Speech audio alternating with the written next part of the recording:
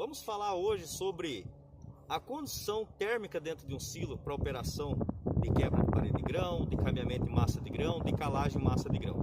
Então vamos lá, vamos dar um exemplo bem prático e simples para vocês aqui. Imagina um colaborador às 10 horas da manhã, temperatura externa desse silo já chegando a 39, 40 graus, temperatura externa. Quando eu coloco esse trabalhador para fazer o acesso dentro desse silo, a temperatura lá dentro ele vai estar em torno de 54 a quase 60 graus de temperatura interna lá dentro. Então nós temos uma tabulação que a gente pode utilizar como referência, que ela é uma adaptação da normativa, que nesse momento, quando o trabalhador estiver trabalhando lá, nós temos que ter o cruzamento da umidade relativa do ar e temperatura externa, a gente consegue cruzar dados e basicamente colocar dentro do nosso procedimento o tempo de operação que esse trabalhador pode ficar lá dentro. Isso a gente chama de revezamento. Então, imagine que um trabalhador esteja trabalhando aí numa temperatura externa de 38 graus, umidade relativa do ar de 70, basicamente vai estar em 122, 127 calorias. Significa que esse trabalhador pode permanecer por 2 horas dentro do espaço confinado, porque o trabalho dele aqui é um trabalho muito exaustivo, como exemplo de uma quebra de parede de grãos.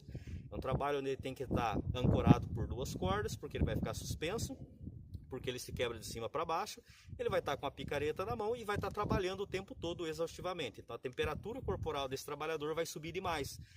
O que nós temos que tomar cuidado é que o vigia tem que retirar essa pessoa a cada 2 horas, reidratar ele novamente, esperar um tempo de pausa e de descanso, que é determinado pelo procedimento de trabalho em espaço confinado de vocês. Enquanto essa pessoa se recupera, eu posso colocar outro trabalhador lá dentro e ir fazendo esse revezamento. Isso é muito importante para garantir a saúde e segurança do nosso trabalhador dentro do espaço confinado. Grande abraço a todos. Vamos falar hoje sobre a condição térmica dentro de um silo para operação de quebra de parede de grão, de caminhamento de massa de grão, de calagem de massa de grão. Então vamos lá, vamos dar um exemplo bem prático e simples para vocês aqui.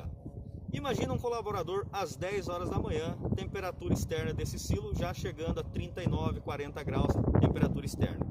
Quando eu coloco esse trabalhador para fazer o acesso dentro desse silo, a temperatura lá dentro ele vai estar em torno de 54 a quase 60 graus de temperatura interna lá dentro.